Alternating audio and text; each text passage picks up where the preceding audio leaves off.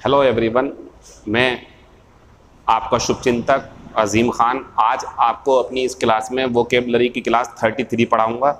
और इसमें जो हम ये वर्ड पावर बोर्ड पे लिखे हुए हैं, ये ऐसा नहीं है कि मैंने बुक उठाई और बोर्ड पे लिखना शुरू कर दिया।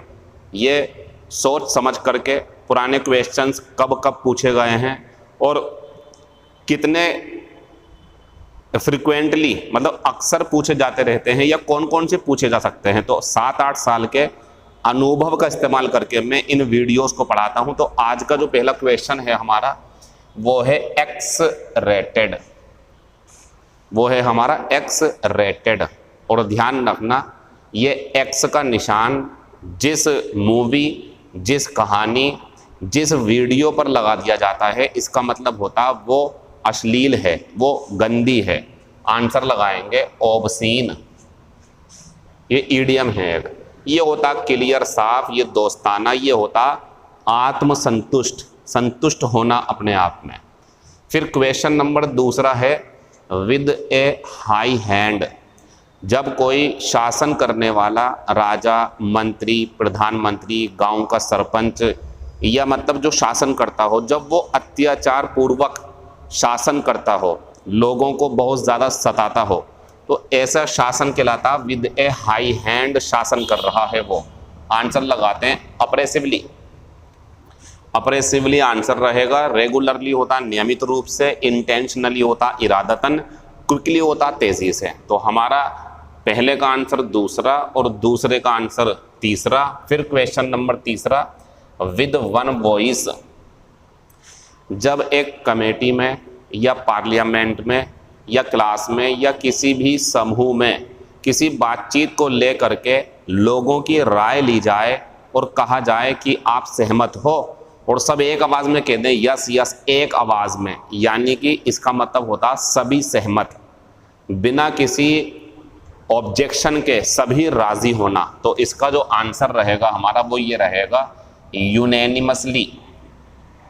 और इसका मतलब होता है सभी लोगों का एक साथ राजी हो जाना। तो नोट कर लेंगे इसे। ये होता लाउडली, तेज़ी से, शोर के साथ। ये होता सॉफ्टली, बड़े आराम से। और ये होता साइलेंटली, चुपके से। तो इसका आंसर ये रहेगा। फिर क्वेश्चन नंबर 4 है हमारे पास में एफ्लुएंट। एफ्लुएंट मीन्स होता है बच्चों समृद्ध या अमीर या जिसके पास चीज़ों की तादाद ज़्यादा हो। तो इसका जो सिनोनियम रहेगा वो प्रोस्पेरस रहेगा हमारा। ये गरीब है, एंटोनियम होगा। ये बातूनी है, ये करीब होता है या बंद होता है। लेकिन हमारा आंसर ये है। अब इसी से एक दूसरा शब्द और सीख लो आप। ये जो हमने लिखा था अभी, ये एडजेक्टिव था। अब मान लो अगर ये कर दूँ मैं एक मिनट रुको, सॉरी, अगर मैं कर दूँ एफ्लुएंस, तो ये नाउन है, ये समृद्धि हो जाएगी। तो ये भी फिर हमारा जो है नाउन बन जाएगा प्रोस्पेरिटी। तो ये इसका सिनोनियम है। तो प्रोस्पेरिटी और एफ्लुएंस एक दूसरे के सिनोनियम नाउन की शक्ल में है, और एफ्लुएंट और प्रोस्पेरस ये शब्द एडजेक्टिव के रूप में एक दूसरे के सिनोनियम है। फिर आते हैं क्वेश्चन नंबर 5, वह है हैगल।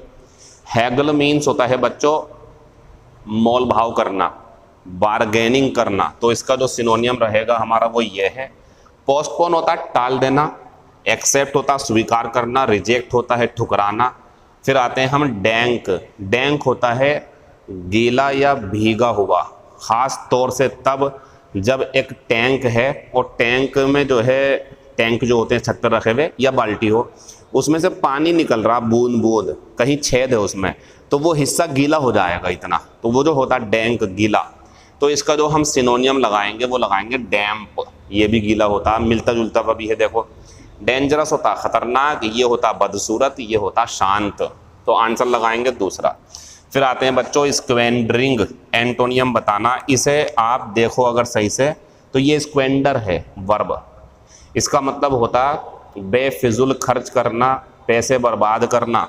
तो इसका एंटोनियम क्या होगा? सेविंग। आप कहोगे कलेक्ट करना, तो कलेक्ट करना ये है जैसे यहाँ पे बहुत सारी मार्कर्स पड़े हुए हैं, पेन्स पड़े हुए हैं, पेपर्स हैं, इन्हें एक साथ इकट्ठा कर लूँ तो ये कलेक्ट हो गया। लेकिन ये होता बेफिजुल खर्च करना, बदले में सेविंग, बचाना। सिनोनियम ये हो गया, सॉरी एंटोनियम।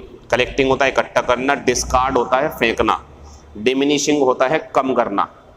फिर 8वें नंबर पे जाएंगे तो ये होता है डिटेस्ट, इसका मतलब होता है घृणा करना। इसका अगर आपको एंटोनियम बताना है तो रहेगा एडोर। एडोर होता तारीफ करना, प्रशंसा करना। ये होता सहमत होना या सहमति देना। इंटरेस्ट होती है रुचि या ब्याज, और हेट होता नफरत करना। ये सिनोनियम है इसका। फिर हम यहाँ आएंगे अर्बैन, तो ये होता है शिष्ट, यानी कि जो शिष्ट हो, जो अच्छा व्यवहार करता हो। एंटोनियम लगाएंगे रस्टिक। रस्टिक का मतलब होता है देहाती। र्यूड होता रूखा सा, लेकिन ये आंसर है इसका। ये होता हिंसक और ये होता है उदासीन। फिर आते हैं फाल बैक, तो फाल बैक का मतलब होता है बच्चों पीछे हटना, यानी कि कोई सेना पीछे हट जाए, कोई अपने वादे से पीछे हट जाए, तो फाल बैक का आंसर रहेगा रिट्रीट। रिट्रीट का मतलब होता है पीछे हटना। फिर फाल बैक के साथ में अगर ऑन लग जाए तो बच्चों इसका मतलब होता है निर्भर रहना। ऊपर वाला पीछे हटना है, फाल बैक ऑन लग गया अगर तो ये होता है निर्भर रहना। इसका आंसर है डिपेंड ऑन, ये बन जाएगा। तो आज की क्लास यहीं रोक देते हैं। कल की क्लास में फिर आपको इंपॉर्टेंट वर्ड्स पहुंचाएंगे। मैं इसकी 100 क्लासेस पढ़ाऊंगा ताकि बच्चे वोकैबुलरी अगर यहाँ से पढ़ें तो उन्हें ज़रूर इसका फ़ायदा मिले और एग्जाम पेपर में उनके स्कोर अच्छा हो जाए। Thank you, all the best, see you in next video.